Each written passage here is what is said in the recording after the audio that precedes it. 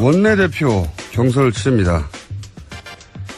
홍영표 의원과 우원식 의원이 경합을 벌이고 있는데요. 두 분 오늘 차례로 연결해 보겠습니다. 먼저 홍영표 의원 전화 연결됐습니다. 안녕하세요. 네, 안녕하십니까. 홍영표입니다. 네, 언론에서는 노동부 장관 이야기가 나왔었는데 아닌가 봅니다. 네, 제가 이번 대선 과정에서 문재인 정부의 가장 중요한 공약이라 할 수 있는 일자리 정책을 제가 설계하고 만들었습니다. 네. 그러니 그것을 좀 잘 추진해서 마무리하는 것, 이것 때문에 노동부 장관 이야기가 나왔는데요. 네. 그거보다는 지금 국회에서 어떻게 당정청 간에 잘 원활하게 소통하면서 시스템을 빨리 안정시키느냐, 이것이 더 중요하다는 판단에서 원내대표로 나서게 됐습니다. 그러니까 노동부 장관 제안이 왔는데 거절하셨다는 얘기입니까? 그건 아니고요. 그렇게 아직은 아마 장관에 대해서는 그렇게 구체적으로 뭐 이렇게 청와대에서 연락하고 그런 건 없지 않나 싶습니다. 예, 연락이 안 와서 그럼 원내대표부터 나가신 겁니까? 그럴 수도 있죠. 네. 알겠습니다.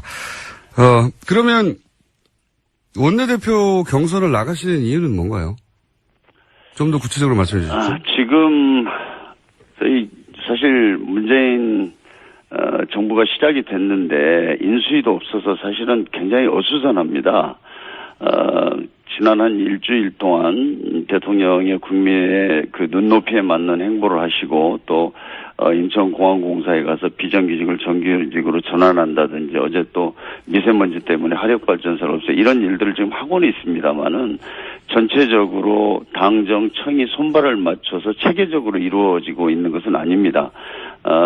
사전에 이제 준비했던 그런 일들을 하고는 있습니다만은 가장 시급한 것이 이제 국정 운영의 시스템을 안정시키는 거라고 생각합니다.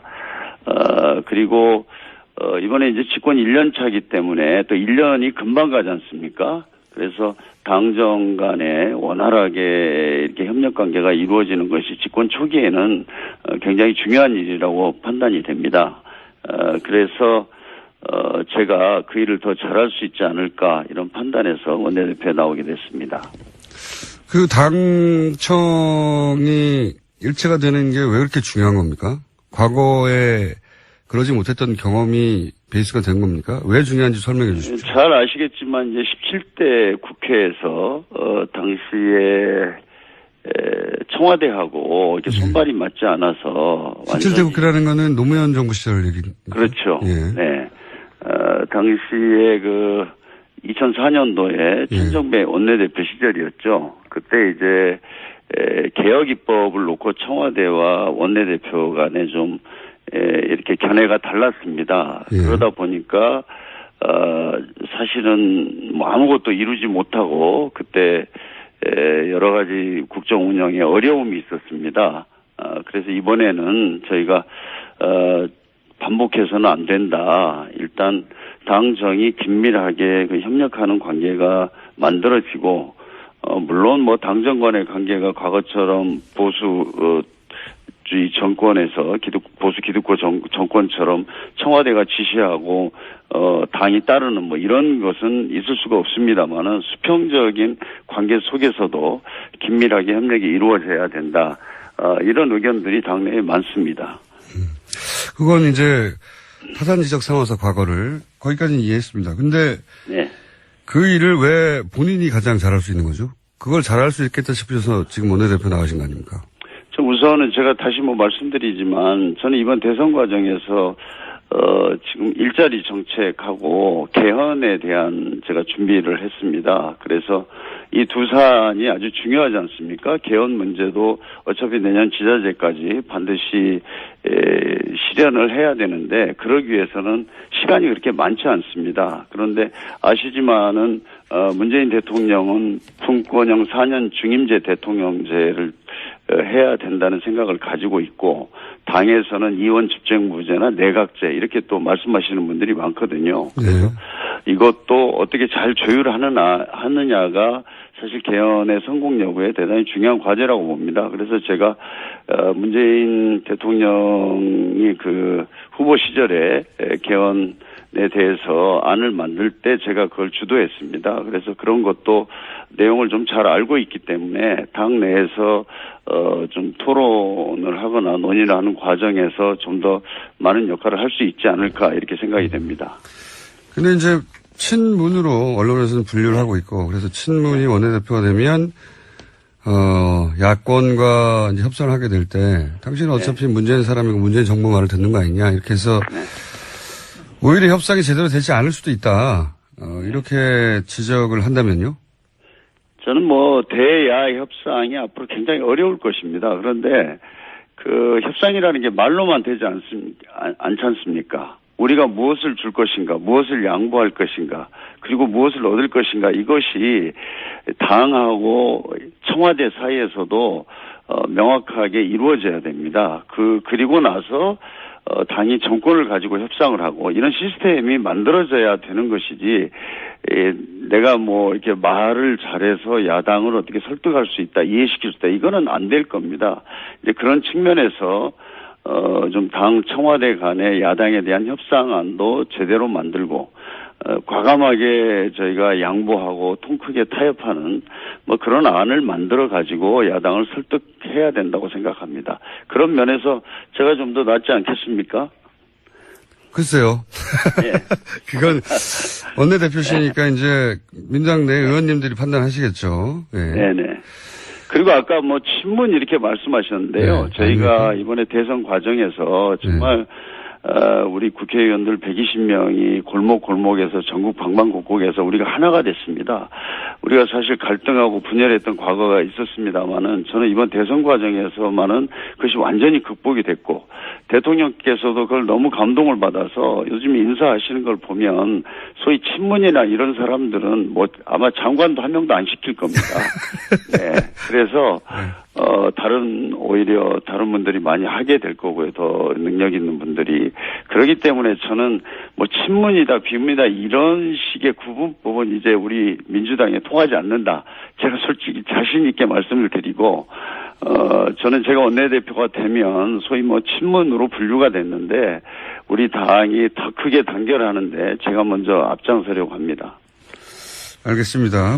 친문, 비문이 있는지는 좀 더 지나보면 알겠죠. 대선 때야 적이 있으니까 다 뭉쳤겠지만, 말씀처럼 그런 게 다 사라졌는지는 이제 알게 될 테니까, 그때 다시 질문 드리기로 하고. 저를 믿어주십시오. 제가 원내대표 되면 예. 아마 그런 얘기 더 안 나올 겁니다. 네. 알겠습니다. 그러면 거꾸로 소위 이제 문재인 대표 시절 혹은 그 이후 후보 시절 내내 문재인 대표나 후보를 도왔던 분들이 오히려 이 인사에서 배제되는 역차별이 있는 거 아닙니까? 갑자기 생각나서 질문 드리는데.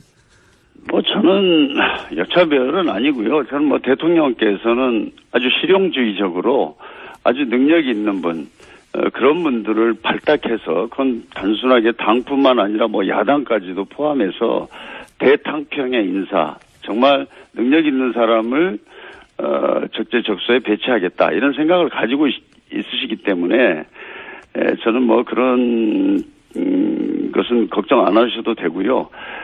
우선 정부의 성공이 중요하기 때문에 지금 우리 국가적으로 여러 가지 어렵지 않습니까? 경제적으로, 외교적으로 또 우리 사회적으로 굉장히 어려운 점이 많은데 국민들에게 이번에 그 정권 교체를 해주신 것을 보답하려면 정말 그런 사소한 이해관계에 얽매이지 말고 나라 전체를 정말 대통령께서 그렇게 이끌어 가는 것에 대해서 우리 모두가 흔쾌히 동의하고 있습니다. 이건 어떻습니까? 네. 차마 말하지 못한 대선 패배의 진실. 네. 이런 책을 쓰셨고. 네. 그 내용에 따르면 지금 국민의당과의 관계가 좋지 않을 거다. 네. 예, 지금 국민의당에 가 계신 분들도 거론되기 때문에. 그래서 원내대표는 이제 국민의당과도 교섭을 해야 되고 협상도 해야 되는데. 네. 이런 말들도 있습니다. 예, 국민의당이 좋아하겠느냐. 예, 홍영표 원내대표를. 예. 그 비망록이라는 제가 책을 5년 전에 쓴 것은 다시는 대선에서 패배하지 말자 이러면서 제가 아주 눈물을 흘리면서 쓴 책입니다. 근데 그 내용을 보시면 거의 70~80%가 저희 당이 갈등하고 분열해서 대선에 졌다. 그 내용이 대부분입니다. 그래서 어찌됐든 거기서 좀 교훈을 얻고 새롭게 우리가 정비해서 승리하자 이런 내용이었거든요. 근데 국민의당 안철수 후보 문제는 단일화 과정에 대해서 약간 들어가 있습니다. 네. 그 책을 보면 아주 일부거든요. 근데 저는 뭐 그 책에 대해서 부족한 것이 많지만 우리가 지난번 대선 패배의 어떤 교훈을 얻는데 좀 도움이 되었다고 생각하고요. 그거는 무엇보다도 저희 더불어민주당 자체의 어떤 반성, 그것이었고, 거기서 교훈을 얻어서 이번에 뭐 성공할 수 있는데 아주 작은 좀 기여를 하지 않았나 저는 이렇게 생각합니다. 뭐, 그런 의미가 있긴 한데, 제 말은 이제, 네. 여기서 이제 구체적으로 말씀하시니까 말씀드리면, 네. 당시 2012년에 안철수, 후보와의 단일화 과정에서 이제 안철수 후보 진영을 비판을 했기 때문에, 근데 그분들이 지금 국민의당의 축이기 때문에, 국민의당이 이 혼케이 홍영표 원내대표를 받아들이겠냐 이런 의도의 질문입니다. 저는 뭐 우리 지금 야당들도 좀 국가적 상황이 너무나 어렵기 때문에 뭐 힘을 합해 주실 거라고 믿습니다. 그리고 또 야당의 원내대표는 우리하고 좀 뜻이 다르다, 맞지 않다 그러면 그냥 포기할 수 있지만 여당의 원내대표는 이유가 없습니다. 무조건 성과를 내야 됩니다. 예를 들어서 6월 달에 일자리 추경을 해야 된다 그러면 해야 됩니다. 그런 데서 저는 뭐 과거의 그런 얽매이기보다는 어떤 국가의 미래에 관련된 많은 어떤 국정 과제들에 대해서 야당과 정말 성심성의껏 또 진정성을 다해서 설득하고 이해시키고 동의를 구하는 수밖에 없다고 생각합니다. 그건 뭐 누가 해도 마찬가지라고 봅니다. 네. 이거는 어떤가요? 언론에서 네. 조금씩 나오는 얘기가 이제 문재인 정부가 출범하고 당직 개편 이미 이루어졌긴 했습니다만 이루어지기까지 이건 이제 제가 추미애 대표한테 직접 물어봐야 되는 사안이긴 한데 네. 추미애 대표가 자기 사람을 꽂으려고 하다가 당내 분란이 초래됐다. 네. 뭐 이런 얘기가 있었습니다. 사실관계가 어땠는지 모르는데 네. 보시기에는 어땠나요? 저는 사실 뭐 원내대표 선거를 제가 늦게 결정했고 5일밖에 선거운동을 못했습니다. 그래서 뭐 전 경황이 없어서 자세한 내용을 모릅니다만은 추미애 대표께서도 우리가 정권 교체를 했으니 당도 좀 더 쇄신하고 더 잘할 수 있는 체제를 가져보자 그런 뭐 선의에서 시작한 것으로 저는 그렇게 알고 있습니다. 네. 그건 제가 추미애 대표한테 직접 여쭤보겠고. 네네, 그러십시오. 그 경쟁자인 우원식 의원의 약점이 뭡니까? 왜 더 낫죠, 본인이? 예. 약점을 찾기 어렵고요. 약점을 찾기 어려우면 우원식 의원한테 맡기면 돼요. 저한테 좀 양보를 했으면 단일화가 됐을 텐데. 좀, 뭐, 같이 친구입니다. 친구고, 또 워낙 또, 우리가 뭐, 노동현안이라든지 어려운 사람들을 위해서 뭐, 함께 이렇게 실천하고 싸워왔던 사람이기 때문에, 둘을 차별화시키기가 참 쉽지가 않습니다. 아니, 그럼 누가 돼도 상관없다는 얘기니까 본인이 안 나오셔도 되는 거 아닙니까? 아니, 그거보다는 제가 조금 더 지금 국면에서 지금 집권 초기에 이렇게 어수선한 데 있어서 제가 역할이 조금 더 잘할 수 있지 않을까. 왜 더 잘할 수 있죠?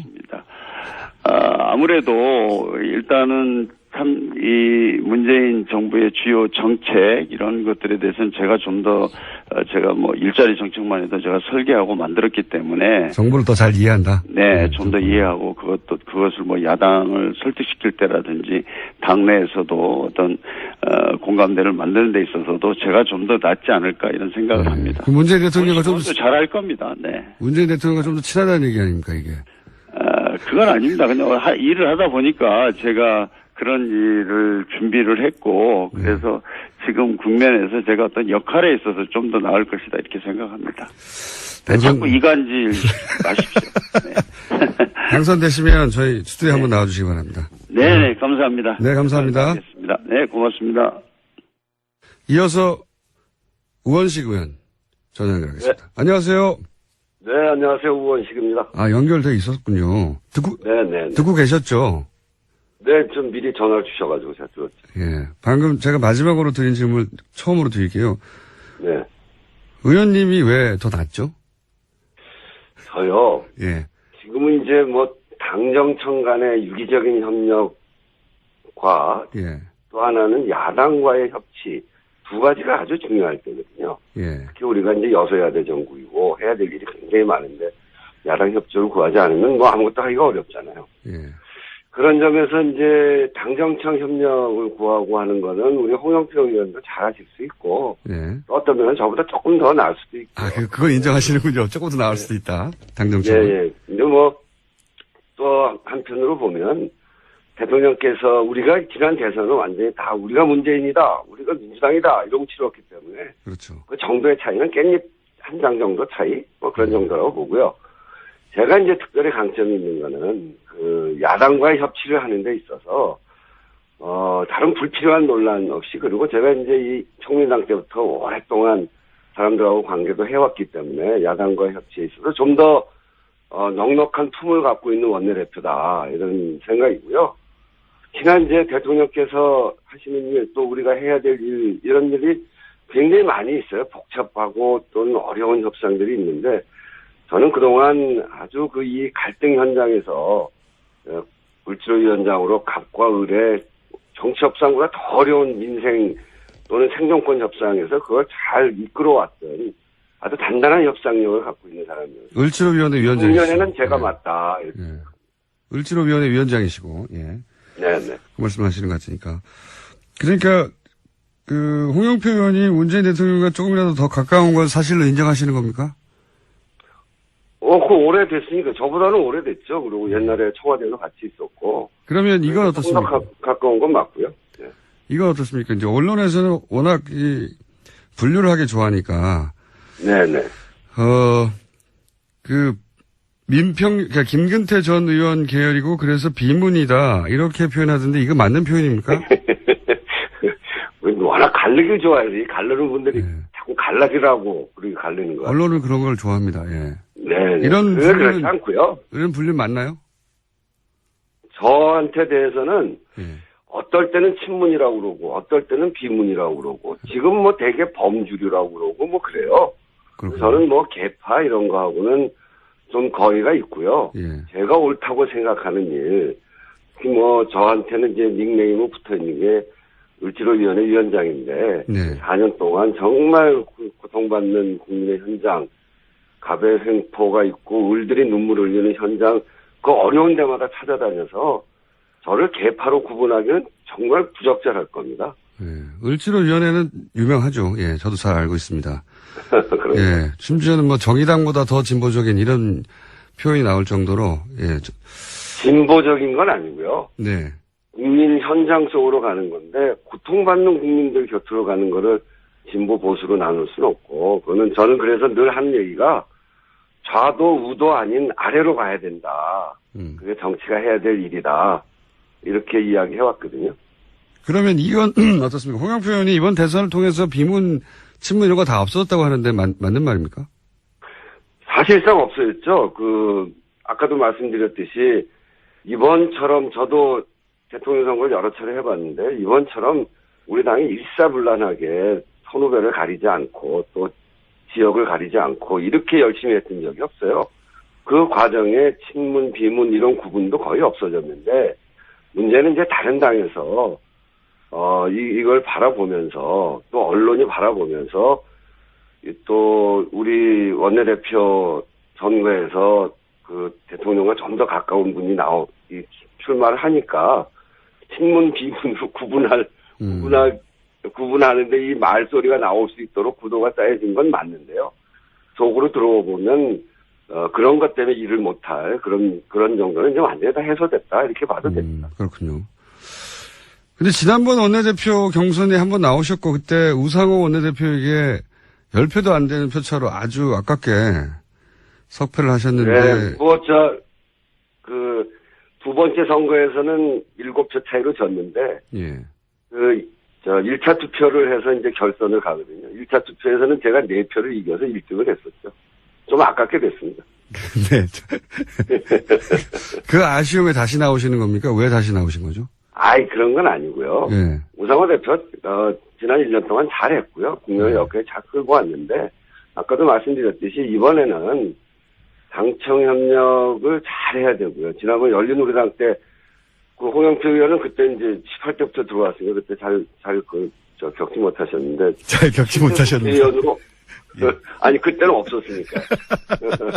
17대 국회의원 때 이 당청 간의 불협화음 또는, 국회에서 우리의 너무 지나친 과도한 개혁 요구, 혼란한 개혁 요구, 이런 것 때문에 엉망이 됐거든요. 첫 해 실패를 하니까 이게 정권 내내 가더라고요. 예. 열린우리당 그리고 그 노무현 정부에도 큰 부담이 됐고요. 그래서 정말 첫 해 잘해야 된다. 특히 100일 잘해야 된다는 생각이 그때부터 갖고 있었던 생각이에요. 그래서 이번에 정말 우리한테 온 기회 아닙니까? 그래서 정말 잘해봐야 되겠다는 생각 하나, 당청 협력을 잘해야 된다. 그리고 두 번째는 앞에서 이야기했던 대로 야당과의 협치가 그 어느 때보다 중요할 텐데 거기에는 어떤 사람인가, 어떤 위치에 있는 사람인가, 그리고 어떠한 협상력을 갖고 있는가, 그런 걸로 볼 때 제가 지금은 적임자다 이런 생각을 가지고 출마했는데 지난번 떨어진 게 오히려 잘 된 것 같아요. 이렇게 어려운 국면에 원내대표 할 수 있는 기회가 만들어져서요. 예, 그럼 되셔야 되죠. 또 아깝게 떨어지면. 네. 아니, 우리 김원준 선생님 좀 도와주세요. 아니, 당내 의원들끼리 투표인데 제가 어떻게 도와드립니까? 그리고. 마음으로 지원해 주시면. 마음으로요? 예. 텔레파시 한번 보내드리고요. 그러면. 네, 감사합니다. 홍영표 의원의 약점 뭔가요? 이분은 왜 안 되는 건가요? 홍영표 의원 좋죠. 저랑 아까 제가 들었더니 예. 그렇게 얘기하시던 저랑 친구고 또 이 노동현안이나 국민쟁현안에서 의견을 거의 같이 하고요. 이제 그런 점에서 딱 한 가지죠. 제가 아까 다른 야당이 볼 때 협치를 위해서 품이 넓은 원내대표 이 얘기를 했는데 오히려 홍영표 의원은 대통령과 가까운 게 조금 그런 수 있습니다.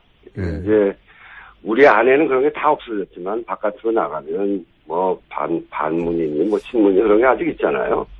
우리가 그 협치를 해 나가는데 그런 불필요한 오해 소지가 조금이라도 있으면 안 되겠다.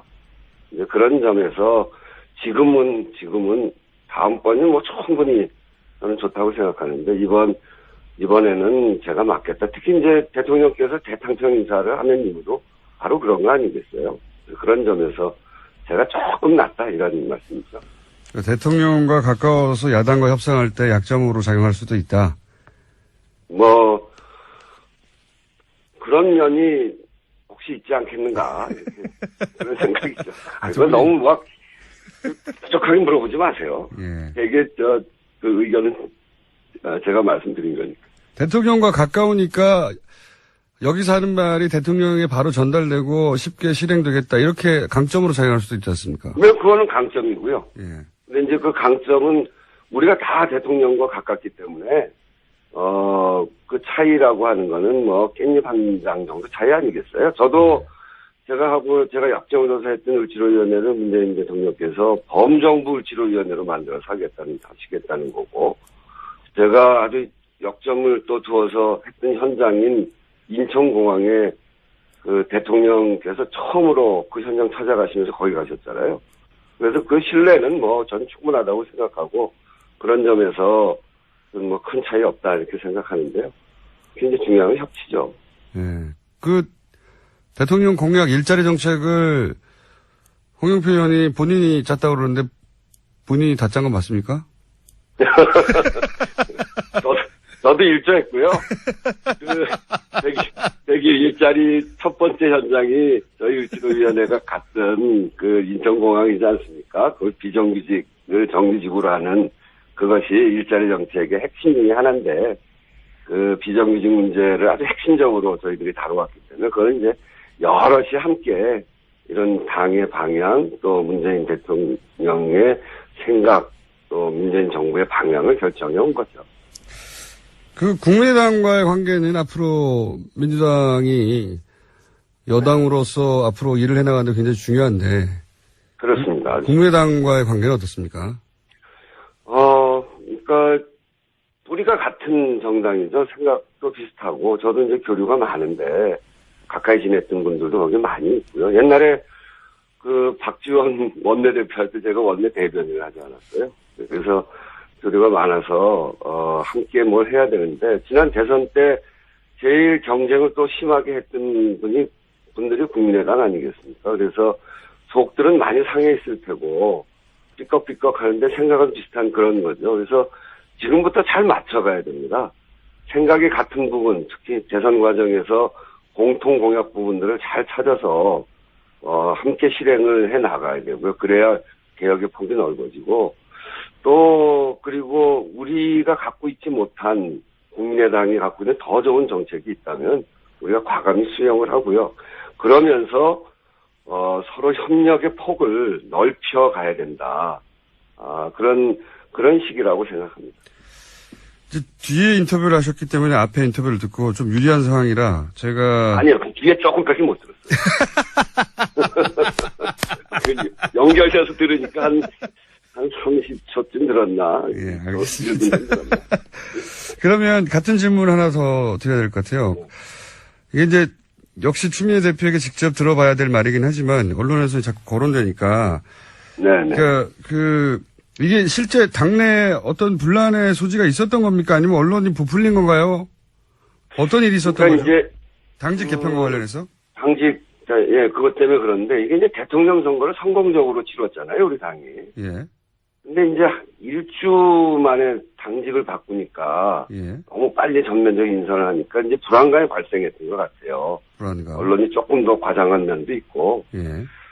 근데 어쨌든 결과적으로 사무총장이나 정책위의장 그 주요 당직에 그런 사감이 들어가 있다고 보이지 않는 적재적소 인물들이 잘 골라졌거든요. 예, 예. 그리고 이제 최고위나 당무위 중앙위원회, 저도 어제 이제 중앙위원회 갔었는데 절차적으로 전혀 무리가 없이 결론이 났고요.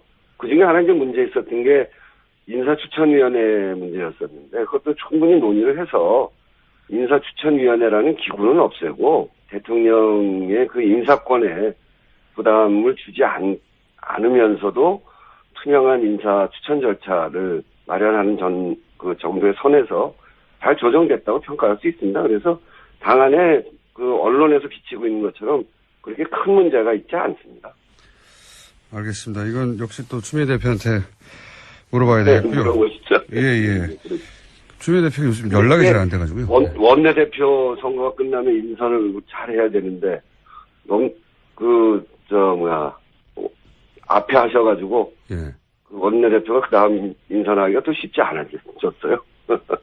알겠습니다. 역시 당선되시면, 선출되시면, 네네네. 저희 방송에 한번 직접 출연해 주시고요. 네. 네네. 오늘 여기까지 듣겠습니다. 네, 감사합니다. 네. 그 심심함을 이번 코너에서 날려드리겠습니다. 정의당의 노회찬 원내대표 나오셨습니다. 안녕하십니까? 네, 안녕하십니까? 네. 기다렸습니다, 이 시간을. 네, 예. 저도 기다렸습니다. 많은 분들이 기다리고 있고, 대선 이후 첫 시간이니까 간단 총평부터 한번 해볼까요? 기쁜 소식부터 전해야 되겠네요. 리얼미터가 조사한 정당 지지도에서, 처음으로 국민의당을 제치고 3위를 기록했습니다. 3위. 예, 정당 지지도 3위. 그러니까 1당, 2당 다음에 3당이 된 거죠, 지지율은. 예. 수치를 말씀드리면 9.6% 거의 10%에 도달했는데 CBS 라디오가 리얼미터 1위에서 10일부터 사흘간 전국 19세 이상 유권자 1,516명 대상으로 표본오차 95%, 신뢰 수준 플러스 마이너스 2.5%, 응답률 7.8%, 중앙선관위 여론조사 심의위원회 홈페이지 참고하시면 되는데 개요를 항상 말해야 되니까 3위 일단 어떠십니까?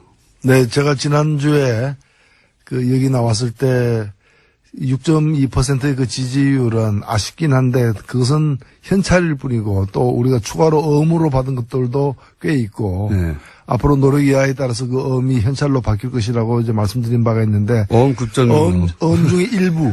일부. 극히 일부. 극히 일부. 극히 일부가 우선 이렇게 바뀐 것 같고요. 결국에는 이 대통령 선거 투표에 대한 아쉬움을 가진 분들도 일부 있을 수 있습니다. 그러니까 그렇죠. 이 당도 잘 커야 되는데 이 표는 한 장밖에 없고 그래서 우선 급한 데다가 이 표를 주는 네. 그런 분들이 대선은 일단 끝났고 정권 교체가 됐기 때문에 정의당도 좀 힘내라라는 그런 어떤 응원의 의미로 지지세가 좀 늘어난 게 아닌가. 다만 아직 시작일 뿐이다. 아직 시작일 뿐이다. 예, 여름이 오기 전에 두 자리 숫자까지는 갈 수도 있다. 여름이 아니라 1, 2주 내에 갈 수도 있을 것 같은데요. 네, 그렇습니다. 그래서 저희들은 지금 보이는 거는 자유한국당밖에 안 보입니다. 저희들 바로 앞에 자유한국당이 있기 때문에 나머지는 잘 안 보입니다. 아니 근데 자유한국당도 워낙 대선 패배 후에는 항상 그렇긴 하죠. 떨어져가지고 사정권 안에 실제로 들어왔어요. 예. 몇 퍼센트 차이 안 나더라고요. 네, 자유한국당. 그렇습니다. 예. 지금 그래서 사실은 탄핵당하고 지금 그 전직 대통령이 감옥에 가 있는 당이 이렇게 거리를 활보하게 내버려 두는 것도 사실은 마음이 불편하거든요. 네. 자, 이거는 대단히 축하할 일이고, 물론 지난 시간에 이혜원 의원과 같이 나오셔가지고 대선 직후에 네. 이제 소수정당으로서의 이야기를 하셨는데 지금 단독으로 처음으로 이제 총평을 할 시간이 됐으니까 네. 그 시간도 좀 지났으니 자체적인 분석도 있었을 테고 지금 대선을 한번 짚어보시면 가장 아쉬운 점이 뭡니까? 네, 아쉬운 점은 많죠. 네. 많은데 일단은 저는 누구 남을 탓하고 싶지는 않고요. 그동안에 정의당과 같은 존재는 많은 분들이 존재하는 걸 알고는 있었지만 명목상으로만 존재했을 뿐이지. 무슨 얘기를 하는지 잘 몰랐죠. 네. 노출 기회가 잘 없어요. 그렇습니다. 그런데 이제는 TV 토론 덕분이긴 합니다만은 뭘 주장하는지에 대해서 이제 제대로 알기 시작하면서 새롭게 이렇게 그 정의당을 평가하고 네. 지지하는 분도 계시고 또 그렇기 때문에 또 저희들이 어떤 견지해 왔던 입장이나 정책들의 부족한 점 이제 그런 것들도 사실 드러나는 계기가 된 것입니다. 그렇기 때문에 앞으로 그런 부족한 점을 많이 채워가지고 좀 더 우리 정치를 한 걸음 또 이렇게 발전시키는데 정의당도 한 몫을 하는 날이 오지 않겠는가 이렇게 생각됩니다. 실제 제가 이제 주변에서 듣기로는 말씀하신 대로는 정의당이 워낙 노출 기회가 없었기 때문에 네. 무슨 얘기를 하는지는 모르고 맨날 데모하고 파업하고 그런 것만 하는 정당이라는 이미지가 있었는데 심상정 대표가 워낙 여러 사안에서 똑부러지게 얘기를 했고 그래서 이제 20대 여성 유권자들한테는 걸크러쉬라고 표현하죠. 네. 네. 야 저렇게 똑똑한 여성 대표가 게다가 또 다른 남성 대선 후보들을 막 제압하고 하니까 거기서 화나는 분들도 꽤 있고요. 아, 그렇습니다. 예. 그리고 40, 50대 주부들 사이에서도 저렇게 멋진 여성이 대표가 되는 게 굉장히 반갑고 그래서 새로운 지지층도 생겼고요. 그렇습니다. 예. 네. 그 기존에 정의당이 접근하지 못했거나 정의당을 잘 모르던 사람들 중에서 지지하는 사람들이 많이 생겼어요, 실제. 그렇습니다. 예, 주목하게 되고. 또 안타까운 것도 있어요. 보통 정의당이 이제 20대, 그러니까 젊은 세대에서 지지를 받을 거라는 생각들을 많이 하고 실제 그랬는데 깜깜이 기간 얘기 많이 해왔지 않습니까? 깜깜이 기간 되면 절반 반토막 난다. 과거의 사례를 보자면. 그래서 이번에도 깜깜이 조심해야 된다. 그렇죠. 그리고 정의당에 대한 어떤 그런 새로운 인식이라거나 또는 지지가 생긴 지 시간이 얼마 되지 않다 보니까 여물지 않은 거죠. 예. 그래서 온갖 이제 풍파에 시달리면서 거쳐온 어떤 그런 지지층하고 좀 다른 거죠. 예. 그래서 잘 안 보이게 되거나 좀 딴 얘기를 듣게 될 때 쉽게 흔들리게 되는 예. 그런 약점이 있고 그것이 이제 이번 깜깜이 기간 동안에 오히려 그 이전에 지지율보다도 좀 후퇴하는. 맞아요. 예. 그리고 그 기간 동안 또 유승민 후보에게도 많이 간 것 같아요. 제가 보기에는. 그래서 그 얘기 또 하지 않을 수 특히 젊은 없는데. 층에서. 그러니까요. 젊은 층에서 이제 도대체 자유한국당까지는 아는데 새누리당은 모르는. 예. 그 새누리당이 그동안에 어떤 일을 해왔는가. 우리 역사에 있어서. 네. 이거까지 모르는 분들이 이제 그 유승민 후보와 바른정당에 대해서도 그냥 신흥 개혁 세력으로만 알게 되는 그러면서 이제 그쪽으로도 보수 진보 이런 구분도 없이 이제 좀 많이 옮겨가지 않았는가 이렇게 생각도 듭니다. 그거는 이제 물론 그 대선 직전에 있었던 탈당 사태가 부른 동정표도 있고, 그리고 이제 그 딸의 성희롱 사건도 있고, 그런 동정표가 합쳐지고, 그게 하필이면 사전선거 직전에 벌어져서 또 덕도 많이 보고 그런 것도 있습니다. 그렇습니다. 예. 이슈가 예. 계속 터졌던 거죠. 근데 심상정 후보 같은 경우는 5차 토론 이후로는 별 이슈를 만들어내지 못했던, 그건 저희들이 어떤 문제인데, 이슈를 만들어내지 못함으로써 다른 쪽은 좋은 일이든 나쁜 일이든 간에 여하튼 계속해서 이슈가 생성되면서 그래서 주의를 모으고 지지도 함께 모아내는 과정이 되었던 거죠. 관심을 받게 됐죠. 그러면서 이제 잊혀지게 되는 기간이었는데, 그때 또 이런 것도 겹쳤어요. 저희들이 여쭤보고 싶은 건데, 심상정 후보가 이제 5차 토론, 마지막 토론 때, 유승민 힘내라. 예, 탈당 사태에 대해서 격려하는 거죠. 소수정당으로서. 그런데 거기서 그쳤으면 모르겠는데, 이제 또, 김종대 의원이었던가요? 한 라디오 인터뷰와 아마 김현정 뉴스주였던 걸 제가 기억하는데, 인터뷰와에서, 만약에 심상정 후보가 아니면 누구를 그러면 지지하라고 호소하겠느냐, 이런 류의 질문에 대해서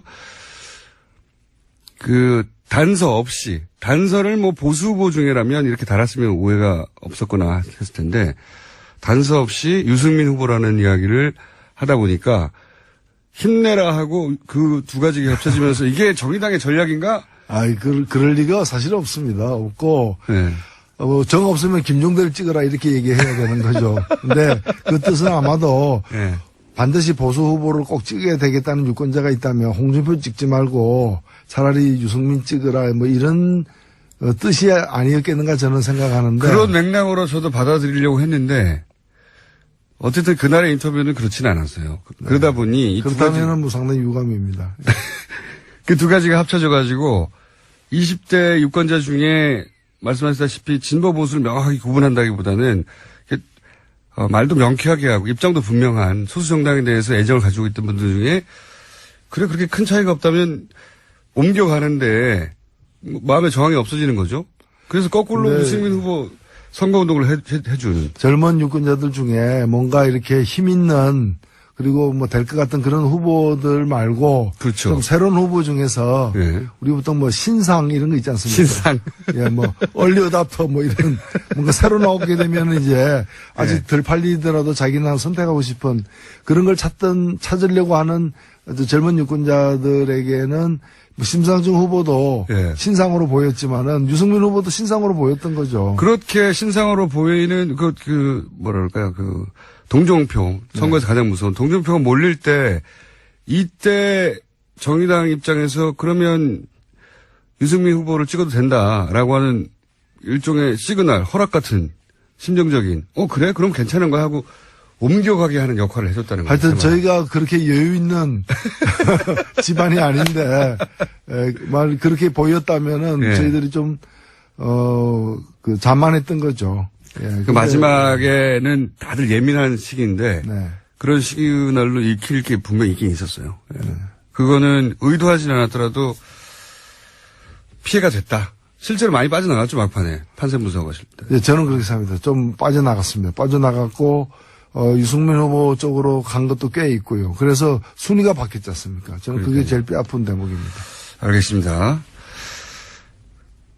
취임 대략 한 일주일여간의 행보는 어떻게 평가하십니까? 네, 저는 뭐 일주일이 아니라 뭐 한 달 이상 지난 것 같아요. 많이 한 달 이상, 더 이상 지난 것 같습니다. 예, 더 이상 지난 것 같죠. 사실 인수위 기간도 없이 바로 이렇게 직무를 해야 되기 때문에. 우려가 많았었죠. 우려도 많았는데, 그에 비춰봐서는 준비된 대통령이 아니라. 몹시 준비된 대통령. 몹시 준비된 대통령. 의 모습을 보여왔다. 하고 생각되고, 사실 이 기간은 아무것도 안 하고 가만히 있어도. 그렇죠. 그렇게 생각해보면, 전임 대통령 박근혜 같은 경우에는 아무것도 안 하고도 굉장히 이제 칭송을 많이 받던 시기였거든요. 근데 굉장히 의미 있는 일들을 많이 했다고 저는 지난 일주일 동안에도 예. 한편으로는 공약을 이행한 것이라고도 볼 수 있지만 다른 한편으로는 대단히 상징적인 행보들을 많이 했고 예. 굉장히 영리하게 했어요. 그렇죠. 사실. 지난 예. 일주일간 보인 상징적 행보가 하나의 이벤트, 취임 초기 이벤트가 아니라 앞으로 국정을 어떻게 끌고 나갈 것이라는 걸 보여주는 하나의 그걸 시사해주는 예고편이었기를 저는 예. 바랍니다. 우선순위를 아주 고심해서 골랐겠죠. 네. 수많은 일들 중에. 저도 굉장히 영리한 초반 일주일이었다라고 평가가 되는데 정의당 입장에서는 이렇게 잘하면은 어떻게 됩니까? 저는 이럴 때는 이해득실 따지지 말고 눈 감고 박수 쳐야 된다 눈 감고 생각합니다. 박수 쳐야 된다. 네. 몹시 준비되었다. 네. 아주 특이한 점 하나는 저도 이제 뉴스를 계속 모니터링 하게 되는데 그 뭐 한 달 이상이라고 말씀하셨는데 최소한 1년 이상은 그 자리에 있었던 것 같은 느낌이 자꾸 들어요. 예, 그게 제가 볼 때는 네. 과거의 어떤 집권 경험과 또 그 집권 경험에서 돌이켜 볼 때 아쉬운 점이라거나 또는 나중에 그 부족했다고 평가되는 지점들이 있었을 거 아닙니까? 예. 그런 것들을 갖다가 메꾸려는 그런 아주 오랜 기간 동안의 어떤 성찰의 결과다. 그리고 밖에서 보는 사람들은 잘하네, 생각 이상으로 잘하네 이렇게 보일지 몰라도 당사자들은 아마도 지금 이 순간도 살 얼음판을 걷는 그런 심정으로 한 보 한 보를 내딛고 있는 게 아닌가. 특히 오늘 새벽에 그 양정철 전 비서관이 예. 이제 입성하지 않겠다라고 예. 이렇게 발표한 것에서도 보면은 뭐 제가 볼 때 뭐 입성한다 그래서 아무도 욕 안 할 텐데. 큰 문제가 없는데도 불구하고 대단히 조심하는구나. 그런 이제 좀 그런 이제 여러 가지 사려 깊은 그런 태도가 또는 고뇌가 엿보이는 것 같아요. 좀 안 됐다는 생각도 듭니다. 왜냐면은 한 10여 년간 고생했단 말이죠. 네. 가까이서. 그리고 이제 뭐 다시 청와대에 들어가든 혹은 뭐 중요한 자리를 맡아도 아무도 비난하지 않을 텐데 워낙 하도 삼철 이야기를 언론에서 많이 해왔다 보니까 스스로 조심하는 거죠. 스스로. 과도하게. 좀 안 됐다는 생각이 듭니다, 저는. 네, 뭐 다 그 사필 규정이기 때문에 보답이 있을 거라 생각됩니다. 그건 사필 규정이 아니지 않습니까? 잘못했을 때 나중에 혼나는 게 사필 규정인데. 알겠습니다. 보답이 있을 것이다. 이건 어떻게 평가하십니까? 다른 당들 있지 않습니까? 네.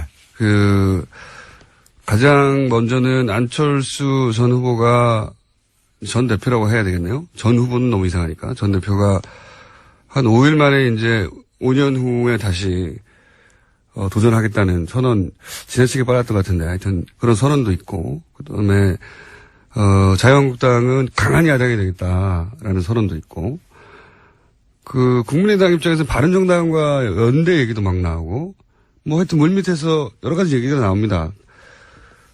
그런 현상들 혹은 뭐 각각의, 행보에 대해서는 어떻게 평가하십니까?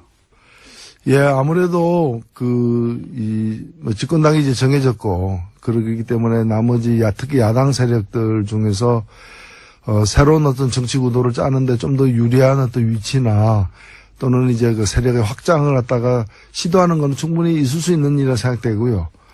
또 뭐 예를 들면 바른정당하고 국민의당에서, 당론은 아니지만 각각의 당에서 일부 세력들이 뭐 통합을 추진하는 것도 그만큼 정체성이 한쪽은 민주당에서 나온 세력이고 한쪽에서는 새누리당 자유한국당에서 나온 세력이긴 하지만은 그만큼 또 그 정체성이 유사하다는 데서 이제 나온 발상으로 보여지고 그러나 또 다른 한편으로는 과거의 역사성 이런 것 때문에 또 통합이 쉽지만은 않은 당대 당은 아니어도 의원 단위에서 움직이지 않을까요? 그래서 제가 볼 때 유승민 전 후보는 바른당에 계속 남을 것 같고, 예. 또 안철수 전 후보도 국민당에 계속 남을 것 같지만, 나머지 사람들이 계속 남을지는 여전히 유동적인, 예. 앞으로의 어떤 지방선거라거나 또는 더 길게 보면은 총선까지 내다보면 대단히 유동적인 건 사실이 아닌가 이렇게 생각됩니다. 안철수 후보 워낙 갑자기 다시, 보통 이제 대선 지고 나면은 이제 반성 얘기 나오고, 뭐, 백서 얘기 나오고, 뭐, 해고록 쓰고, 혹은 뭐, 심지어는 은퇴 얘기도 나오고, 한동안 잠잠했다가, 그런데 비해서는 안철수 후보가 지나치게 빨리 나온 거 아니냐. 보통 이제 지지자들, 이렇게 선거라는 게 마음의 빚을 차곡차곡 쌓아갔다가 이렇게 탁 받아가는 건데, 마음의 빚을 쌓을 그런 틈도 없이 너무 빨리 나온 게 아니냐. 전 너무 다급했다. 예, 좀 그런 느낌이 많죠, 사실은. 굉장히 좀 조급하다는 그런 상태가 아닌가 하는 느낌을 주는데. 그런 느낌 많이 줍니다. 아니, 재수해서 안 돼서 이제 삼수를 하면은 그 시험이 1년 후에 있는 건데. 예. 삼수한다 그러면서 한 달 후에 시험이 있었으면 좋겠다, 이제 그런 심정 비슷한 거죠. 그래서 저는 소위 참모진, 대선 기간 내내 있었던 참모진, 아마 아주 가까운 참모진 누군지는 모르겠습니다. 그런 참모진의 판단이 잘못된 게 아닐까, 이번에도. 이렇게 빨리 나올 이유는 없었습니까, 사실. 글쎄요, 그게 참모진의 판단인지. 본인의 판단인지. 예, 본인의 판단에 더 가까운 게 아닌가 생각됩니다. 좀 안타깝더라고요, 저는. 좀 이렇게 묵혀서, 과거에 이제 김대중 전 대통령, 거슬러 나가면 많습니다만, 김대중 전 대통령 같은 경우에는 은퇴 선언까지 하고, 정계 은퇴 선언을 했다가 이제 몇 년 있다 돌아왔는데, 정계 은퇴 선언 때 그 아쉬움과 안타까움 같은 게 잔뜩 사람들 마음에 쌓여 있다가 다시 그걸 받아간 거거든요. 그런 과정이 없어서. 제가 하여튼 그 부분까지 챙길 여유는 없습니다.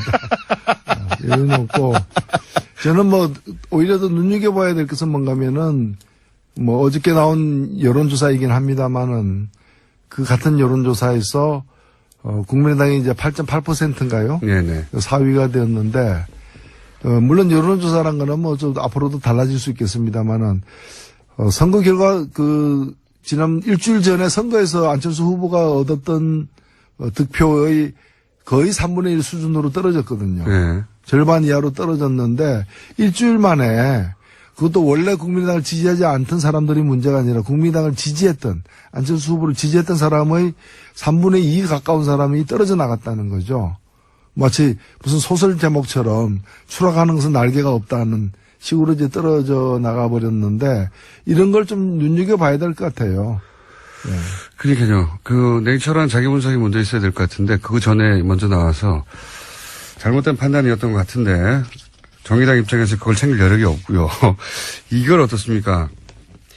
그게 이제 초반에 이제 투닥투닥 왔다 갔다 했던 말들이었는데, 정의당에 누군가도 입각할 수 있고, 바른정당에 누군가도 입각할 수 있고, 이건 물론 청와대에서 나온 얘기는 아니었습니다.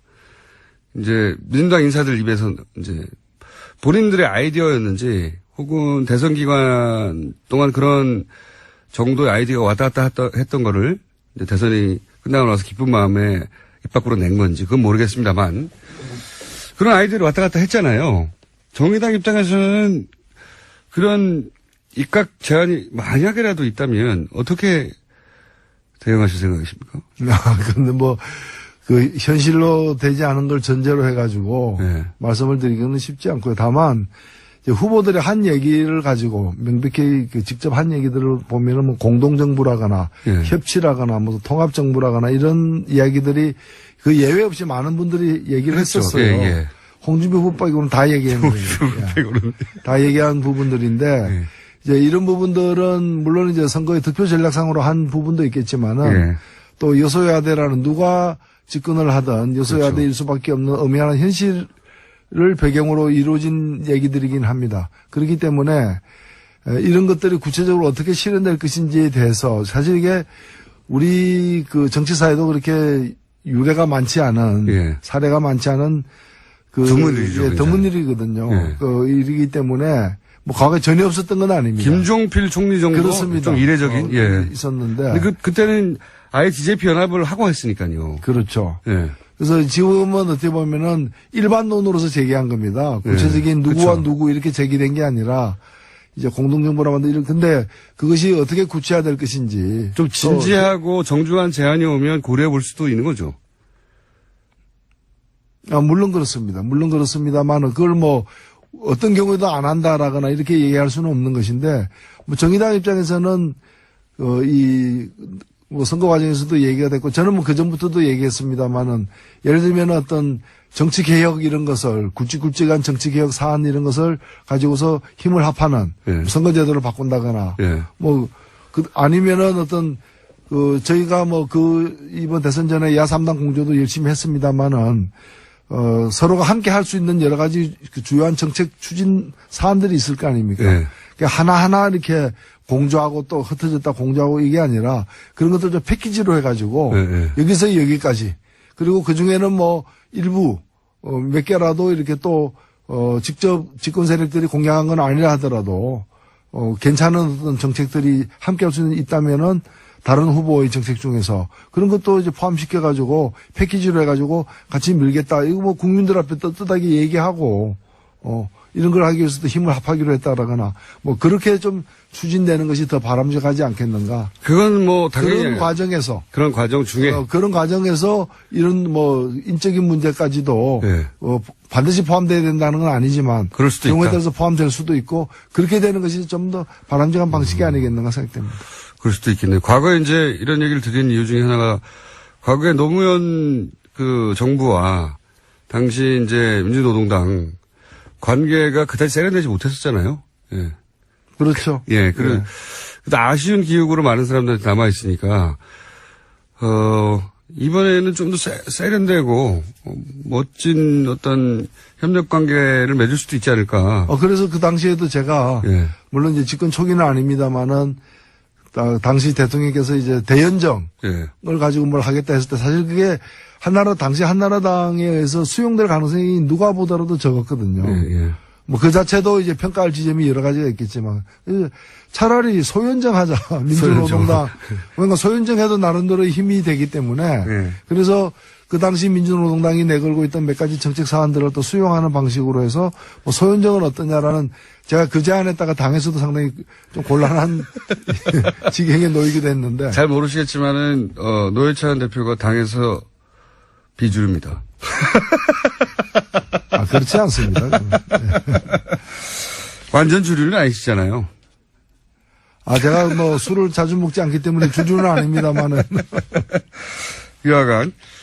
그래서 이제, 이번에는 좀, 실제 좀 세련되게, 그리고 그게 어떤 자리인지는 모르겠지만, 이 인적인 관계에서도 협력하고 그런 모습을 보여주면 사람들에게 훨씬 더, 저는 적인장 입장에도 굉장히 좋을 것 같거든요. 이게 단순히, 위에서 아래로 우리한테 뭐 자리를 하나 주는 거야? 이런 식으로 받아들일 게 아니라, 현실 정치 세력으로서 집권 능력이 있다는 걸 실제 뭐 장관 자리든 뭐든 행정으로 보여주는 것도 필요하잖아요.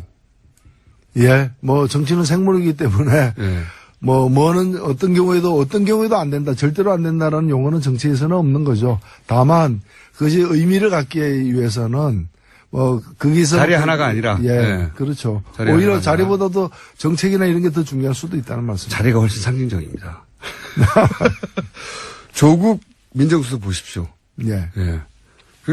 사람 한 사람 인선하는 것으로 갖는 상징성이나 파고가 굉장히 크거든요. 정책을 연대하고 협치해 나가는 것도 굉장히 중요하고 실질적인데. 그거야 뭐 누구에게나 조국은 잘 돼야죠. 예. 조국 민정수석 선임에 대해서는 어떻게 생각하십니까? 제가 SNS에도 그런 글을 썼는데 사실 조국 교수는 오랫동안 저희 이제 10년 이상 저희 후원회장이었어요. 예.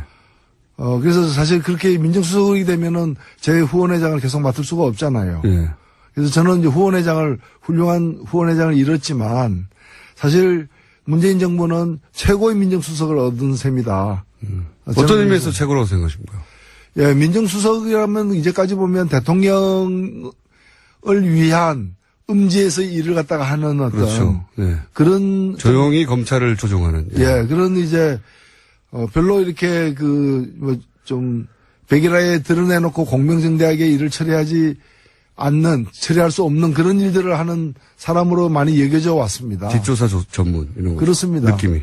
예, 근데 오히려 이 조국이라는 사람이 민정수석을 맡음으로써 뭐 별 얘기 안 해도 민정수석이 해야 될 바가 과거와는 180도 달라졌다는 걸 사람들이 느끼게 만드는 효과가 있었던 거죠. 저는 최상의 인선이었다고 생각됩니다. 그렇군요. 얼굴 패권에 대해서는 어떻게 생각하십니까? 네, 저는 뭐 본인도 그것을 자기의 약점이라고 이제 늘 얘기를 해왔고. 그렇게 말하면 저도 정말 거기에 대해서 미워요. 아니, 저는 뭐 그 심정을 이해할 것 같아요. 저도 과거에 그랬기 때문에. 그래서 저는 뭐 측은지심을 갖고 보고 있습니다. 측은지심. 아니, 제가 이제 이게 농담처럼 한 얘기가 자유한국당에서는 아예 진짜로 그 외모를 걸고 넘어져가지고 그 논평 못 보셨군요. 예. 예. 자유한국당에서 한번 찾아보십시오. 다음 시간에 시간이 거의 다 돼서 오늘 여기까지만 얘기할 텐데 정말로 외모에 대해서 진지하게 문제 삼더라고요. 네, 그쪽은 주로 돈을 들여서도 고치는 쪽이잖아요. 하여튼, 오늘 여기까지 해야 될 것 같은데, 혹시 본인에게 장관 제안이 온다면, 지나가는 얘기처럼 제가 여쭤보는 건데, 마지막으로. 고심 끝에 수락 이런 건가요? 예, 궁금하시죠? 다음번에 네. 얘기하겠습니다. 알겠습니다. 지금까지 정의당의 노회찬 원내대표였습니다. 그런데 그 협상이라는 게 말로만 되지 않지 않습니까? 우리가 무엇을 줄 것인가, 무엇을 양보할 것인가, 그리고 무엇을 얻을 것인가, 이것이 당하고 청와대 사이에서도 명확하게 이루어져야 됩니다.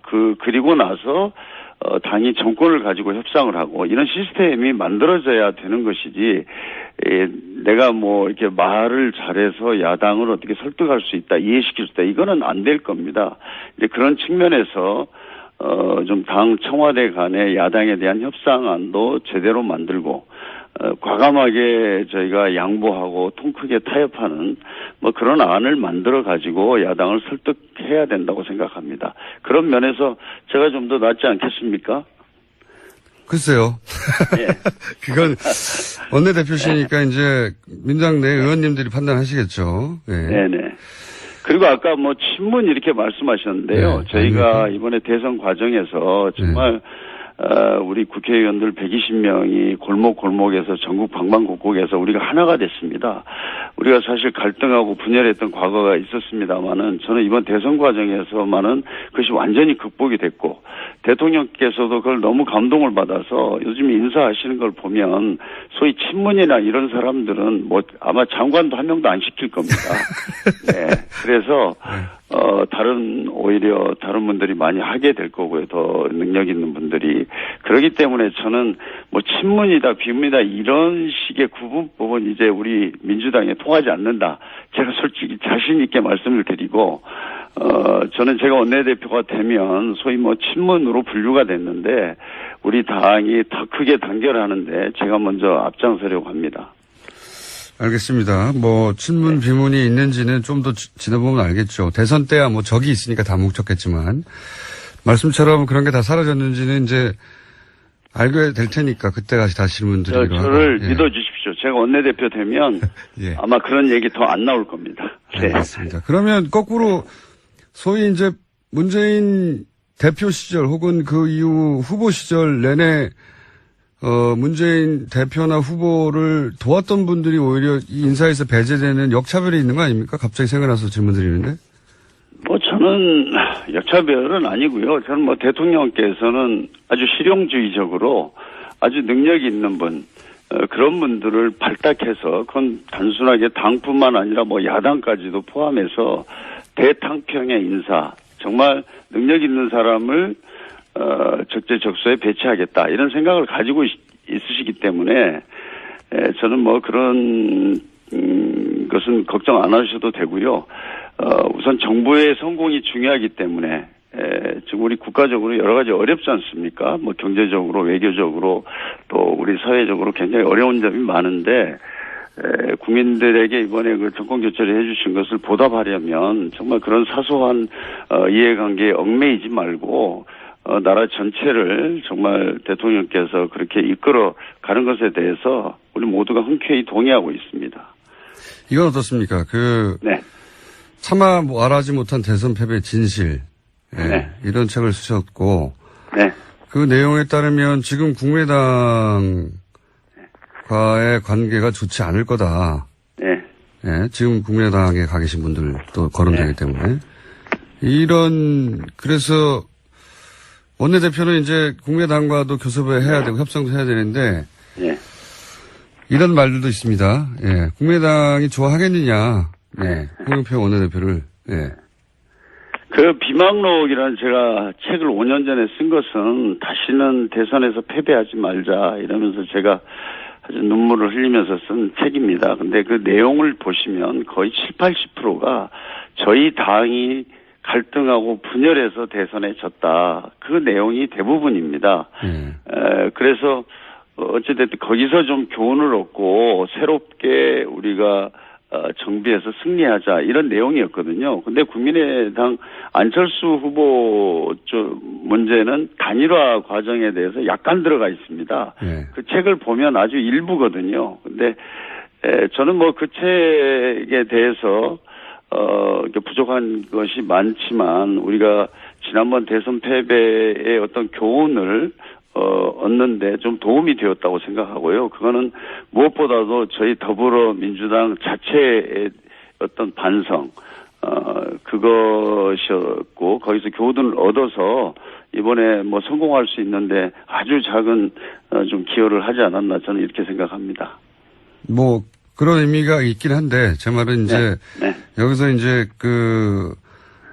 구체적으로 말씀하시니까 말씀드리면, 당시 2012년에 안철수, 후보와의 단일화 과정에서 이제 안철수 후보 진영을 비판을 했기 때문에, 근데 그분들이 지금 국민의당의 축이기 때문에, 국민의당이 이 혼케이 홍영표 원내대표를 받아들이겠냐, 이런, 그 말씀을 하시는 것 같으니까. 그러니까, 홍영표 의원이 문재인 대통령과 조금이라도 더 가까운 건 사실로 인정하시는 겁니까? 그거 오래됐으니까, 저보다는 오래됐죠. 그리고 옛날에 청와대에도 같이 있었고. 그러면 이건 어떻습니까? 가까운 건 맞고요. 네. 이건 어떻습니까? 이제 언론에서는 워낙 분류를 하기 좋아하니까. 네네. 그러니까 김근태 전 의원 계열이고 그래서 비문이다. 이렇게 표현하던데 이거 맞는 표현입니까? 워낙 갈르기를 좋아해서 갈르는 분들이 자꾸 갈라지라고 그렇게 갈르는 거예요. 언론은 그런 걸 좋아합니다. 예. 네. 이런 그렇지 않고요. 이런 분류 맞나요? 저한테 대해서는 어떨 때는 친문이라고 그러고 어떨 때는 비문이라고 그러고 지금 뭐 되게 범주류라고 그러고 뭐 그래요. 그렇군요. 저는 뭐 개파 이런 거하고는 좀 거리가 있고요.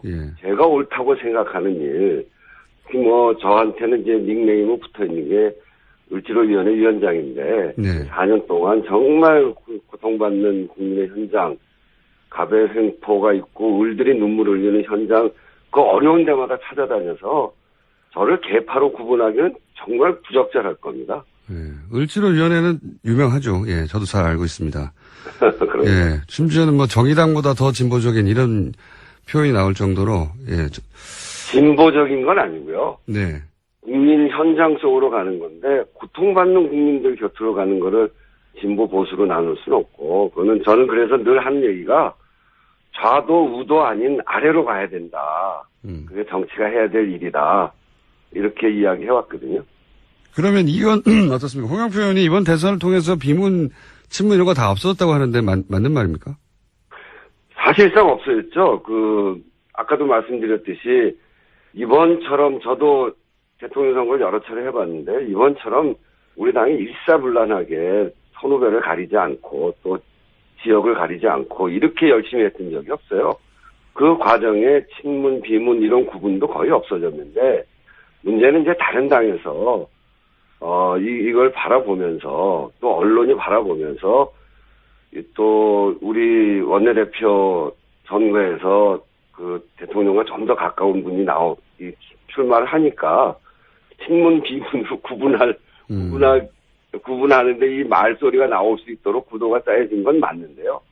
속으로 들어보면 그런 것 때문에 일을 못할 그런 정도는 좀 완전히 다 해소됐다 이렇게 봐도 됩니다. 그렇군요. 근데 지난번 원내대표 경선에 한번 나오셨고 그때 우상호 원내대표에게 10표도 안 되는 표차로 아주 아깝게 석패를 하셨는데. 네, 두 번째 선거에서는 7표 차이로 졌는데, 예. 1차 투표를 해서 이제 결선을 가거든요. 1차 투표에서는 제가 4표를 이겨서 1등을 했었죠. 좀 아깝게 됐습니다. 네. 그 아쉬움에 다시 나오시는 겁니까? 왜 다시 나오신 거죠? 그런 건 아니고요. 예. 우상호 대표, 지난 1년 동안 잘했고요. 국면을 여기까지 잘 끌고 왔는데, 아까도 말씀드렸듯이 이번에는 당청 협력을 잘 해야 되고요. 지난번 열린우리당 때, 홍영표 의원은 그때 이제 18대부터 들어왔으니까 그때 겪지 못하셨는데. 잘 겪지 못하셨는데. 의원으로. 그때는 없었으니까. 17대 국회의원 때 이 당청 간의 불협화음 또는, 국회에서 우리의 너무 지나친 과도한 개혁 요구, 혼란한 개혁 요구, 이런 것 때문에 엉망이 됐거든요. 첫 해 실패를 하니까 이게 정권 내내 가더라고요. 예. 열린우리당 그리고 노무현 정부에도 큰 부담이 됐고요. 그래서 정말 첫 해 잘해야 된다. 특히 100일 잘해야 된다는 생각이 그때부터 갖고 있었던 생각이에요. 그래서 이번에 정말 우리한테 온 기회 아닙니까? 그래서 정말 잘해봐야 되겠다는 생각 하나, 당청 협력을 잘해야 된다. 그리고 두 번째는 앞에서 이야기했던 대로 야당과의 협치가 그 어느 때보다 중요할 텐데 거기에는 어떤 사람인가, 어떤 위치에 있는 사람인가, 그리고 어떠한 협상력을 갖고 있는가, 그런 걸로 볼 때, 제가 지금은 적임자다, 이런 생각을 가지고, 출마했는데, 지난번 떨어진 게 오히려 잘 된 것 같아요. 이렇게 어려운 국면에, 원내대표 할 수 있는 기회가 만들어져서요. 예. 그럼 되셔야 되죠. 또 아깝게 떨어지면, 네. 우리 김원준 선생님 좀 도와주세요. 아니, 당내 의원들끼리 투표인데 제가 어떻게 도와드립니까? 그리고. 마음으로 지원해 주시면. 마음으로요? 예. 텔레파시 한번 보내드리고요. 그러면. 네, 감사합니다. 홍영표 의원의 약점 뭔가요? 이분은 왜 안 되는 건가요? 홍영표 의원 좋죠. 저랑 아까 전에 들었더니, 예. 그렇게 얘기하시던 저랑 친구고, 또 이 노동현안이나 국민쟁현안에서, 의견을 거의 같이 하고요. 이제 그런 점에서 딱 한 가지죠. 제가 아까 다른 야당이 볼 때 협치를 위해서 품이 넓은 원내대표 이 얘기를 했는데 오히려 홍영표 의원은 대통령과 가까운 원내대표 경선을 치릅니다. 홍영표 의원과 우원식 의원이 경합을 벌이고 있는데요. 두 분 오늘 차례로 연결해 보겠습니다. 먼저 홍영표 의원 전화 연결됐습니다. 안녕하세요. 네, 안녕하십니까. 홍영표입니다. 네, 언론에서는 노동부 장관 이야기가 나왔었는데 아닌가 봅니다. 네, 제가 이번 대선 과정에서 예. 문재인 정부의 가장 중요한 공약이라 할 수 있는 일자리 정책을 제가 설계하고 만들었습니다. 네. 그러니 그것을 좀 잘 추진해서 마무리하는 것, 이것 때문에 노동부 장관 이야기가 나왔는데요. 네. 그거보다는 지금 국회에서 어떻게 당정청 간에 잘 원활하게 소통하면서 시스템을 빨리 안정시키느냐, 이것이 더 중요하다는 판단에서 원내대표로 나서게 됐습니다. 그러니까 노동부 장관 제안이 왔는데 거절하셨다는 얘기입니까? 그건 아니고요.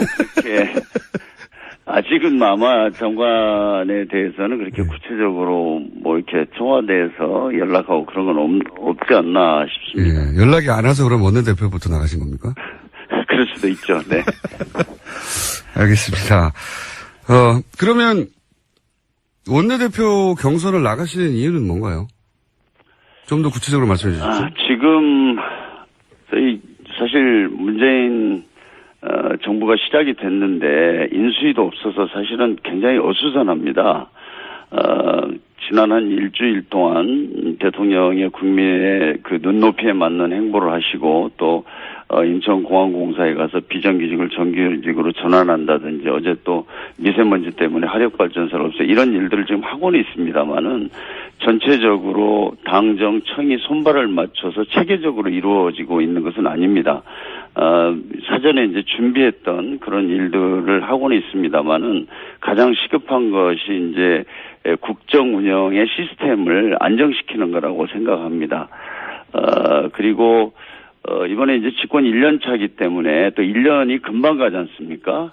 그래서 그래서 당정 간에 원활하게 이렇게 협력 관계가 이루어지는 것이 집권 초기에는 굉장히 중요한 일이라고 판단이 됩니다. 그래서 제가 그 일을 더 잘할 수 있지 않을까 이런 판단에서 원내대표에 나오게 됐습니다. 그 당청이 일체가 되는 게 왜 그렇게 중요한 겁니까? 과거에 그러지 못했던 경험이 베이스가 된 겁니까? 왜 중요한지 설명해 주십시오. 잘 아시겠지만 이제 17대 국회에서 당시에 청와대하고 이렇게 손발이 맞지 않아서 17대 국회라는 거는 노무현 정부 시절 얘기입니다. 그렇죠. 예. 네. 당시에 2004년도에 천정배 원내대표 시절이었죠. 그때 이제 개혁 입법을 놓고 청와대와 원내대표 간에 좀 이렇게 견해가 달랐습니다. 예. 그러다 보니까 사실은 뭐 아무것도 이루지 못하고 그때 여러 가지 국정 운영에 어려움이 있었습니다. 그래서 이번에는 저희가 반복해서는 안 된다. 일단 당정이 긴밀하게 협력하는 관계가 만들어지고 물론 뭐 당정 간의 관계가 과거처럼 보수주의 정권에서 보수 기득권 정권처럼 청와대가 지시하고 당이 따르는 뭐 이런 것은 있을 수가 없습니다만은 수평적인 관계 속에서도 긴밀하게 협력이 이루어져야 된다. 이런 의견들이 당내에 많습니다. 그건 이제 타산지적 삼아서 과거를 거기까지는 이해했습니다. 근데 네. 그 일을 왜 본인이 가장 잘할 수 있는 거죠? 그걸 잘할 수 있겠다 싶어서 지금 원내대표 나가신 거 아닙니까? 우선은 제가 다시 말씀드리지만 저는 이번 대선 과정에서 지금 일자리 정책하고 개헌에 대한 제가 준비를 했습니다. 그래서 이 두 사안이 아주 중요하지 않습니까? 개헌 문제도 어차피 내년 지자체까지 반드시 실현을 해야 되는데 그러기 위해서는 시간이 그렇게 많지 않습니다. 그런데 아시지만은 문재인 대통령은 품권형 4년 중임제 대통령제를 해야 된다는 생각을 가지고 있고 당에서는 이원 집행부제나 내각제 이렇게 또 말씀하시는 분들이 많거든요. 그래서 이것도 어떻게 잘 조율하느냐가 사실 개헌의 성공 여부에 대단히 중요한 과제라고 봅니다. 그래서 제가 문재인 대통령이 후보 시절에 개헌에 대해서 안을 만들 때 제가 그걸 주도했습니다. 그래서 그런 것도 내용을 좀 잘 알고 있기 때문에 당 내에서 좀 토론을 하거나 논의를 하는 과정에서 좀 더 많은 역할을 할 수 있지 않을까 이렇게 생각이 됩니다. 근데 이제 친문으로 언론에서는 분류를 하고 있고 그래서 친문이 원내대표가 되면 야권과 이제 협상을 하게 될 때 당신은 어차피 문재인 사람이고 문재인 정부 말을 듣는 거 아니냐 이렇게 해서 오히려 협상이 제대로 되지 않을 수도 있다. 이렇게 지적을 한다면요? 저는 대야 협상이 앞으로 굉장히 어려울 것입니다. 이게 조금 그런 것이 있습니다. 네. 이제 우리 안에는 그런 게 다 없어졌지만 바깥으로 나가면 반문이니 친문이 그런 게 아직 있잖아요. 우리가 그 협치를 해 나가는데 그런 불필요한 오해 소지가 조금이라도 있으면 안 되겠다. 이제 그런 점에서 지금은 다음번은 충분히 저는 좋다고 생각하는데 이번에는 제가 맡겠다. 특히 이제 대통령께서 대탕청 인사를 하는 이유도 바로 그런 거 아니겠어요? 그런 점에서 제가 조금 낫다 이런 말씀이죠. 대통령과 가까워서 야당과 협상할 때 약점으로 작용할 수도 있다. 그런 면이 혹시 있지 않겠는가 이렇게 그런 생각이죠. 그건 너무 부족하게 물어보지 마세요. 예. 되게 그 의견은 제가 말씀드린 거니까. 대통령과 가까우니까 여기서 하는 말이 대통령에게 바로 전달되고 쉽게 실행되겠다. 이렇게 강점으로 작용할 수도 있지 않습니까? 그거는 강점이고요. 예. 근데 이제 그 강점은 우리가 다 대통령과 가깝기 때문에 그 차이라고 하는 거는 깻잎 한 장 정도 차이 아니겠어요? 저도 제가 약정으로서 했던 을지로위원회를 문재인 대통령께서 범정부 을지로위원회로 만들어서 하시겠다는 거고, 제가 아주 역점을 또 두어서 했던 현장인 인천공항에 그 대통령께서 처음으로 그 현장 찾아가시면서 거기 가셨잖아요. 그래서 그 신뢰는 전 충분하다고 생각하고 그런 점에서 큰 차이 없다 이렇게 생각하는데요. 굉장히 중요한 건 협치죠. 예. 그 대통령 공약 일자리 정책을 홍영표 의원이 본인이 짰다고 그러는데 본인이 다 짠 건 맞습니까? 저도 일조했고요.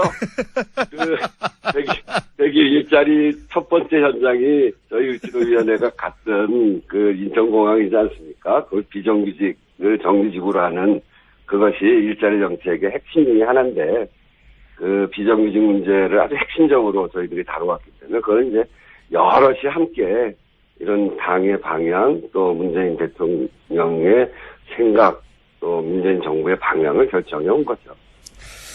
그 국민의당과의 관계는 앞으로 민주당이 여당으로서 앞으로 일을 해나가는 데 굉장히 중요한데. 그렇습니다. 국민의당과의 관계는 어떻습니까?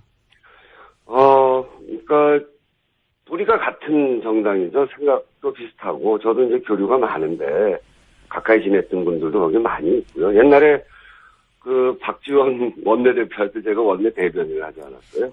그래서 교류가 많아서 함께 뭘 해야 되는데 지난 대선 때 제일 경쟁을 또 심하게 했던 분들이 국민의당 아니겠습니까? 그래서 속들은 많이 상해 있을 테고 삐걱삐걱 하는데 생각은 비슷한 그런 거죠. 그래서 지금부터 잘 맞춰가야 됩니다. 생각이 같은 부분, 특히 대선 과정에서 공통 공약 부분들을 잘 찾아서 함께 실행을 해 나가야 되고요. 그래야 개혁의 폭이 넓어지고 또 그리고 우리가 갖고 있지 못한 국민의당이 갖고 있는 더 좋은 정책이 있다면 우리가 과감히 수용을 하고요. 그러면서 서로 협력의 폭을 넓혀 가야 된다. 그런 시기라고 생각합니다. 이제 뒤에 인터뷰를 하셨기 때문에 앞에 인터뷰를 듣고 좀 유리한 상황이라 제가. 아니요, 그 뒤에 조금밖에 못 들었어요. 연결돼서 들으니까 한 30초쯤 들었나. 예, 알겠습니다. 그러면 같은 질문 하나 더 드려야 될 것 같아요. 이게 이제 역시 추미애 대표에게 직접 들어봐야 될 말이긴 하지만 언론에서 자꾸 거론되니까. 네네. 그러니까 이게 실제 당내 어떤 분란의 소지가 있었던 겁니까? 아니면 언론이 부풀린 건가요? 어떤 일이 있었던 그러니까 거죠? 이제 당직 개편과 관련해서? 예, 그것 때문에 그런데 이게 이제 대통령 선거를 성공적으로 치렀잖아요, 우리 당이. 예. 근데 이제 일주 만에 당직을 바꾸니까 예. 너무 빨리 전면적인 인선을 하니까 이제 불안감이 발생했던 것 같아요. 불안감. 언론이 조금 더 과장한 면도 있고. 예. 근데 어쨌든 결과적으로 사무총장이나 정책위의장 그 주요 당직에 그런 사감이 들어가 있다고 보이지 않는 적재적소 인물들이 잘 골라졌거든요. 예, 예. 그리고 이제 최고위나 당무위 중앙위원회, 저도 어제 이제 중앙위원회 갔었는데 절차적으로 뭐 전혀 무리가 없이 결론이 났고요.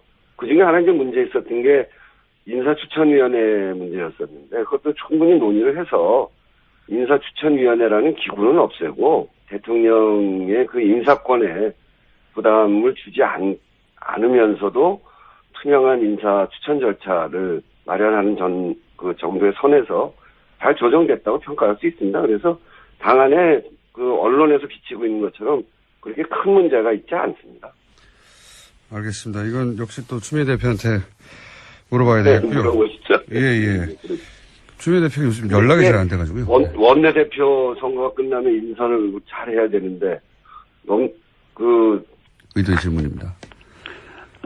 저는 우리 지금 야당들도 좀 국가적 상황이 너무나 어렵기 때문에 힘을 합해 주실 거라고 믿습니다. 그리고 또 야당의 원내대표는 우리하고 좀 뜻이 다르다, 맞지 않다 그러면 그냥 포기할 수 있지만 여당의 원내대표는 이유가 없습니다. 무조건 성과를 내야 됩니다. 예를 들어서 6월 달에 일자리 추경을 해야 된다 그러면 해야 됩니다.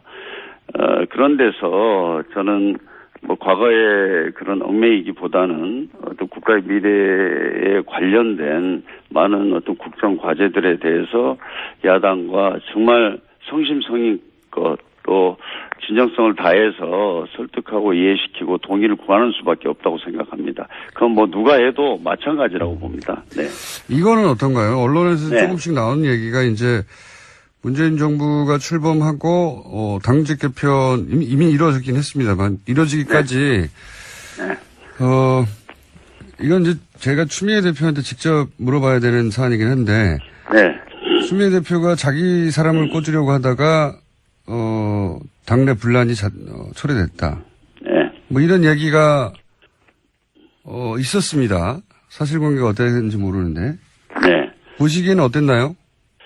저는 사실 원내대표 선거를 제가 늦게 결정했고 5일밖에 선거운동을 못했습니다. 그래서 전 경황이 없어서 자세한 내용을 모릅니다만은 추미애 대표께서도 우리가 정권 교체를 했으니 당도 좀 더 쇄신하고 더 잘할 수 있는 체제를 가져보자 그런 선의에서 시작한 것으로 저는 그렇게 알고 있습니다.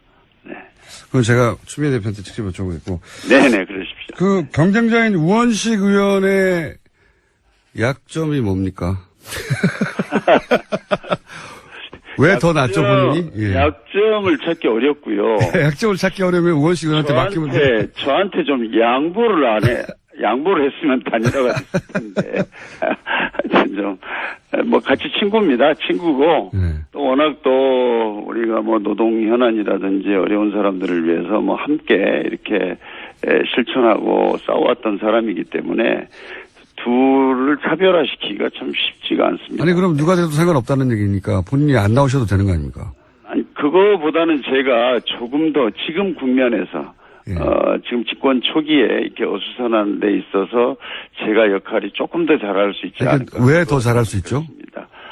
아무래도 일단은 참 이 문재인 정부의 주요 정책 이런 것들에 대해서는 제가 좀 더 제가 일자리 정책만 해도 제가 설계하고 만들었기 때문에 정부를 더 잘 이해한다. 네, 좀 더 이해하고 그것을 야당을 설득시킬 때라든지 당내에서도 어떤 공감대를 만드는 데 있어서도 제가 좀 더 낫지 않을까 이런 생각을 합니다. 그 문재인 대통령과 좀 더 잘할 겁니다. 네. 문재인 대통령과 좀 더 친하다는 얘기 아닙니까 이게? 그건 아닙니다. 그냥 일을 하다 보니까 제가 그런 일을 준비를 했고 그래서 지금 국면에서 제가 어떤 역할에 있어서 좀 더 나을 것이다 이렇게 생각합니다. 자꾸 이간질 마십시오. 네. 당선되시면 저희 스튜디오에 한번 나와주시기 바랍니다. 네, 감사합니다. 네, 감사합니다. 네, 고맙습니다. 이어서 우원식 의원 전화 연결하겠습니다. 네. 안녕하세요. 네, 안녕하세요. 우원식입니다. 연결돼 있었군요. 듣고 계셨죠? 네, 좀 미리 전화를 주셔가지고 제가 들었죠. 예. 방금 제가 마지막으로 드린 질문을 처음으로 드릴게요. 네. 의원님이 왜 더 낫죠? 저요. 예. 지금은 이제 당정청 간의 유기적인 협력과 예.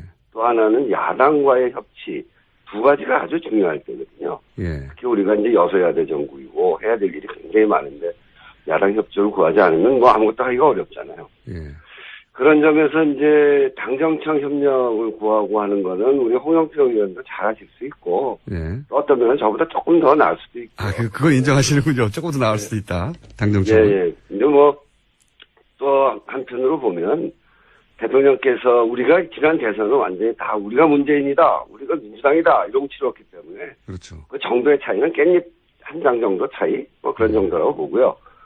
제가 이제 특별히 강점이 있는 거는 그 야당과의 협치를 하는 데 있어서 다른 불필요한 논란 없이 그리고 제가 이제 이 총민당 때부터 오랫동안 사람들하고 관계도 해왔기 때문에 야당과의 협치에 있어서 좀 더 넉넉한 품을 갖고 있는 원내대표다 이런 생각이고요. 지난 이제 대통령께서 하시는 일 또 우리가 해야 될 일 이런 일이 굉장히 많이 있어요. 복잡하고 또는 어려운 협상들이 있는데 저는 그동안 아주 이 갈등 현장에서 을지로위원장으로 갑과 을의 정치 협상보다 더 어려운 민생 또는 생존권 협상에서 그걸 잘 이끌어왔던 아주 단단한 협상력을 갖고 있는 사람이에요. 을지로위원회 위원장이시고. 국면에는 제가 맞다. 예. 을지로위원회 위원장이시고.